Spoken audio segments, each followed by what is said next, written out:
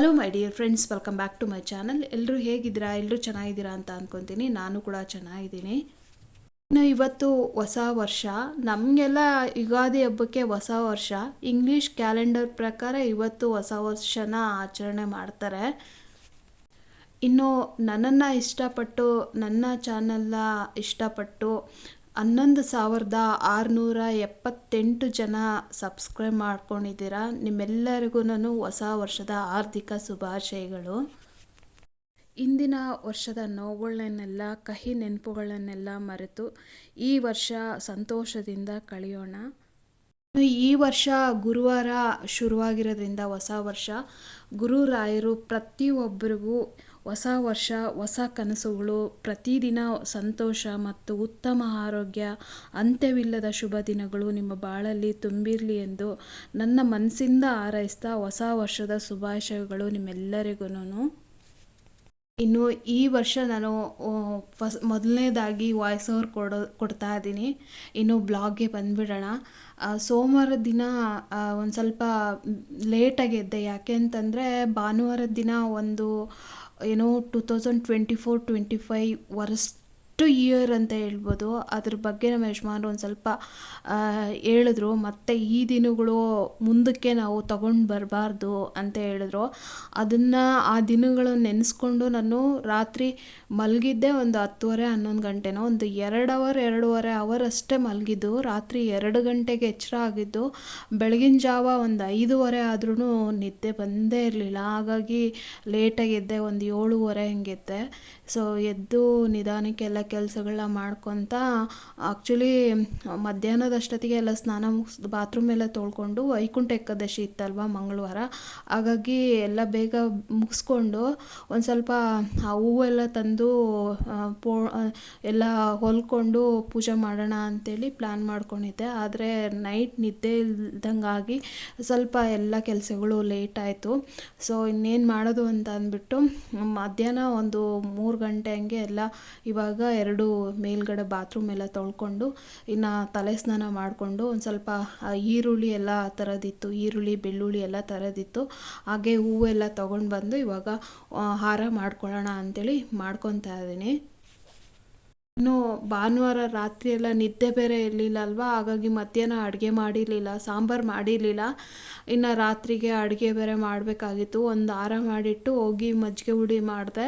ಮಜ್ಜಿಗೆ ಹುಡಿ ಮಾಡಿ ಮುದ್ದೆ, ಅನ್ನ ಎಲ್ಲ ಮಾಡಿದೆ. ಹಾಗೆ ಬೇಗ ಊಟ ಕೂಡ ಮಾಡಿ ಮಲ್ಕೊಂಬಿಡೋಣ, ಹಿಂದಿನ ದಿನ ನಿದ್ದೆನೇ ಇಲ್ಲ ಅಂತ ಅಂದ್ಬಿಟ್ಟು ಒಂದು 9:30 ಅಷ್ಟೊತ್ತಿಗೆ ಎಲ್ಲ ಹೂವಿನ ಎಲ್ಲ ಹೊಲ್ಕೊಂಡು ಹೋಗಿ ಮಲ್ಕೊಂಡೆ. ನಿಜವಾಗ್ಲೂ ಈ ಕಷ್ಟಗಳು, ದುಡ್ಡಿರೋರು, ದುಡ್ಡು ಇಲ್ಲದೆ ಇರೋರು, ಪ್ರತಿಯೊಬ್ಬರಿಗೂ ಭಗವಂತ ಒಂದೊಂದು ನೋವುಗಳನ್ನ ಇಟ್ಟಿರ್ತಾನಲ್ವಾ. ಸೊ ಹಾಗೆ ನನಗೆ ಈ 2024-25 ಇಯರು ತುಂಬ ವರ್ಸ್ಟ್ ಅಂದರೆ ವರ್ಸ್ಟು. ನನ್ನ ಲೈಫಲ್ಲೇ ಹಿಸ್ಟ್ರಿ ಎಲ್ಲ ಉಳಿದೋಯ್ತು ಅಂತ ಹೇಳ್ಬೋದು. ಸೊ ಈ 2 ವರ್ಷನ ನಾನು ನೋಟ್ ಮಾಡಿಟ್ಟಿದ್ದೀನಿ. ಸುಖ ಬಂದಾಗ ಕಷ್ಟದ ದಿನಗಳೆಲ್ಲ ಮರ್ತೋಗ್ಬಿಡುತ್ತೆ ಅಂತ ಹೇಳ್ತಾರಲ್ವ, ಹಾಗಾಗಿ ಒಂದು ನೋಟ್ಬುಕ್ಕಲ್ಲಿ ನಾನು ಅದನ್ನು ನೋಟ್ ಮಾಡಿಟ್ಕೊಂಡಿದ್ದೀನಿ. ಕಷ್ಟಗಳು ಯಾರ್ಯಾರು ಹೆಂಗೆ, ಯಾರು ನಮ್ಮ ಬೆನ್ನಿಂದೆ ಬಂದು ನಿಲ್ತಾರೆ, ದೇವರು ಅಥವಾ ಮನುಷ್ಯರು ಅನ್ನೋದೆಲ್ಲನೂ ನಿಜವಾಗ್ಲೂ ಎಷ್ಟು ಪಾಠ ಕಲಿಸಿದೆ ಅಂತಂದರೆ ಈ ಅನುಭವಗಳು ಬರಬೇಕು ಮನುಷ್ಯನಿಗೆ. ಕಷ್ಟ ಬಂದರೆ ಪ್ರತಿಯೊಂದು ಅನುಭವ, ಪಾಠ, ಪ್ರತಿಯೊಂದು ತಿಳ್ಕೊತೀವಿ. ಈ ಕಷ್ಟ ಬರಲಿಲ್ಲ, ಬರೀ ಸುಖನೇ ಇತ್ತು ಅಂತಂದರೆ ಏನೂ ಅರ್ಥ ಆಗಲ್ಲ. ಹಾಗಾಗಿ ಕಷ್ಟ ಬಂದಿದೆ ಅಂತ ಅಂದ್ಬಿಟ್ಟು ನಾವು ಕುಗ್ಗಬಾರ್ದು. ಅಂದರೆ ಕುಗ್ಗಿದ್ರೂ ನಮ್ಮ ಜೀವಕ್ಕೆ ಏನೂ ಹಾನಿ ಮಾಡ್ಕೊಬಾರ್ದು. ದೇವರಾಗಿ ದೇವರು ನಮ್ಮನ್ನು ಕರ್ಕೊಂಡು ಹೋಗೋವರೆಗೂ ನಾವು ನಮ್ಮ ಜೀವಕ್ಕೆ ಯಾವುದೇ ರೀತಿ ಹಾನಿ ಮಾಡ್ಕೊಬಾರ್ದು. ಅದೆಷ್ಟು ಕಷ್ಟ ಕೊಡ್ತಾನೋ ಕೊಡಲಿ, ಅದನ್ನು ಸಹಿಸೋಕ್ಕೆ ನಾವು ಸಿದ್ಧರಾಗಿರಬೇಕು. ಯಾಕೆ ಅಂತಂದರೆ ಕತ್ತಲೆ ಬಂದಿದೆ ಅಂತಂದರೆ ಬೆಳಕು ಬಂದೇ ಬರುತ್ತೆ. ಹಾಗೆ ಕಾಲಚಕ್ರ ಯಾವಾಗಲೂ ಸುತ್ತಾ ಇರುತ್ತೆ, ಒಂದೇ ಕಡೆ ನಿಲ್ಲಲ್ಲ. ಇವತ್ತು ನಮಗೆ ಹಿಂಗಾಗಿದೆ ಅಂತ ಅಂದ್ಬಿಟ್ಟು ಕೊರ್ಕೊತ ಕೂತ್ಕೋಬಾರ್ದು, ಎದ್ದು ನಿಲ್ಲಬೇಕು. ಎಷ್ಟು ಎಷ್ಟು ಆ, ಆಗುತ್ತೋ ಅಷ್ಟು ಎದ್ದು ನಿಂತರೆ ಒಂದಲ್ಲ ಒಂದು ದಿನ ನಮ್ಮ ಬಾಳಲ್ಲಿ ಬೆಳಕು ಬಂದೇ ಬರುತ್ತೆ.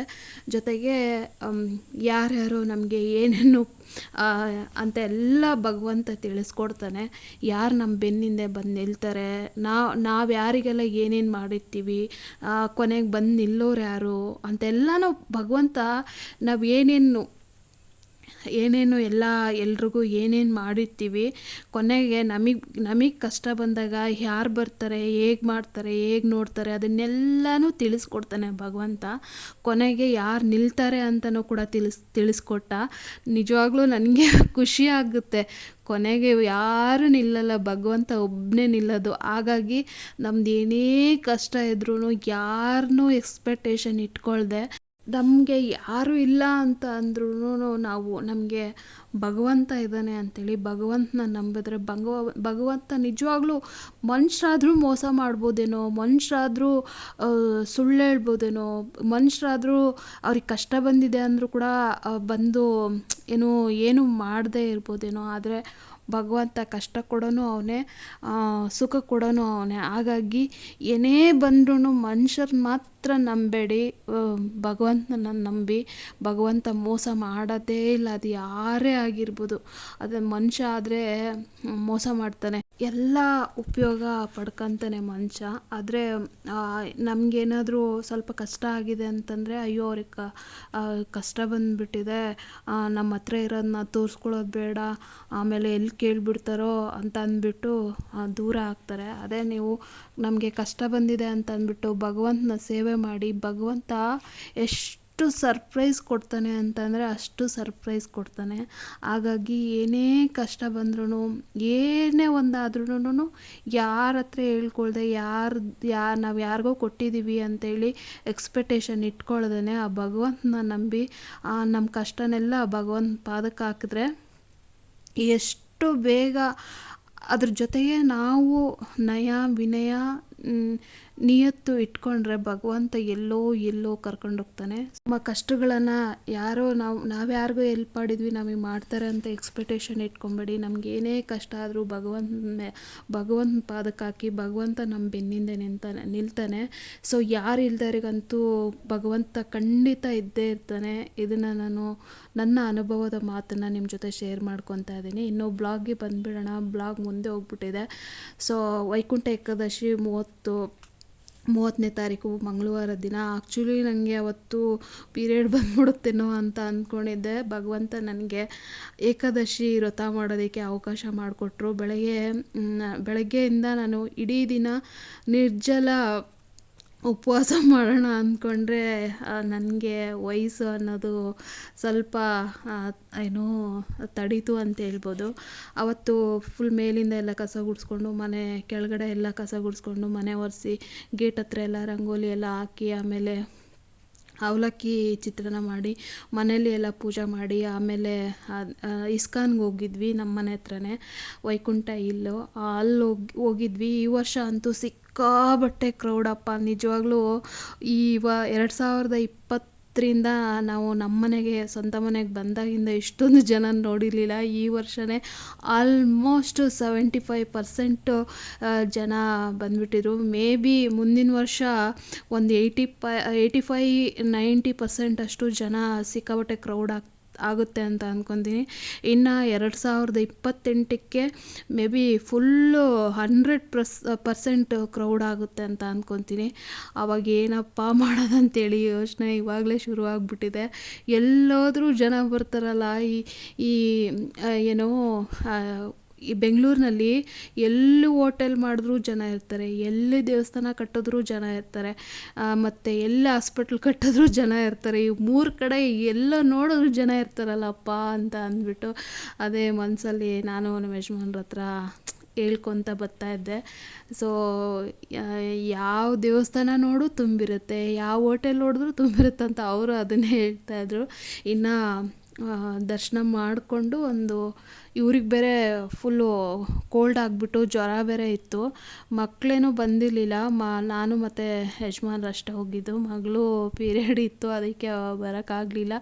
ಇನ್ನು ಮಗ ಜಿಮ್ಗೆ ಹೋಗಿದ್ದ. ಅವನು ಬೇಗ ಬಾ ಅಂತಂದರೆ ಬರಲೇ ಇಲ್ಲ. ಸರಿ ಸಂಜೆ ಆದರೆ ಇನ್ನು ಸ್ನಾನ ಎಲ್ಲ ಮಾಡ್ಕೊಂಡಿದ್ವಲ್ಲ, ಹಿಂಗೆ ಮಡಿಯಿಂದ ಹೋಗಿ ಬರೋಣ ಬಿಡು ಇಬ್ಬರೇ ಅಂತ ಅಂದ್ಬಿಟ್ಟು ನಾನು ನಮ್ಮ ಯಜಮಾನ್ರು ಹೋಗಿ ದರ್ಶನ ಮಾಡಿಕೊಂಡು ಬಂದ್ವಿ.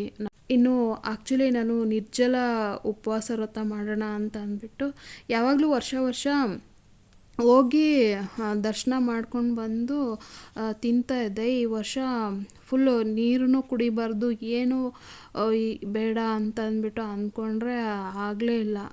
ಸೊ ವಯಸ್ಸು ಅನ್ನೋದು ಆಗಲ್ಲ ತಡೆಯೋದಕ್ಕೆ. ಹಾಗಾಗಿ ಒಂದೆರಡು ಬಾಳೆಹಣ್ಣು ಬೆಳಗ್ಗೆ ಅದೇ ದೇವಸ್ಥಾನಕ್ಕೆ ಹೋಗಿ ಬಂದು ಒಂದು ಬಾಳೆಹಣ್ಣು ತಿಂದಿದ್ದೆ, ಮತ್ತು ಮಧ್ಯಾಹ್ನ ಹಂಗೆ ಒಂದು ಬಾಳೆಹಣ್ಣು ತಿಂದಿದ್ದೆ. ಆಮೇಲೆ ಇನ್ನೂ ತಡೆಯೋಕ್ಕಾಗಲೇ ಇಲ್ಲ ನನಗೆ.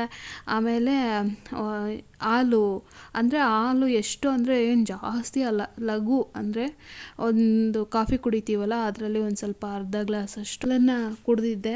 2 ಬಾಳೆಹಣ್ಣು, 2 ಟೀ ಕಪ್ಪಷ್ಟು ಹಾಲು ಕುಡಿದಿದ್ದೆ. ನೈಟಿನ ಮನೇಲಿ ಮಧ್ಯಾಹ್ನ ಅನ್ನ ರಸಂ ಮಾಡಿದ್ದೆ ಊಟಕ್ಕೆ ಅವ್ರಿಗೆ. ಇವರೆಲ್ಲ ತಿಂತಾರೆ, ನಾನೊಬ್ಬಳೇ ಇದು ಏಕಾದಶಿ ಫಾಲೋ ಮಾಡೋದು.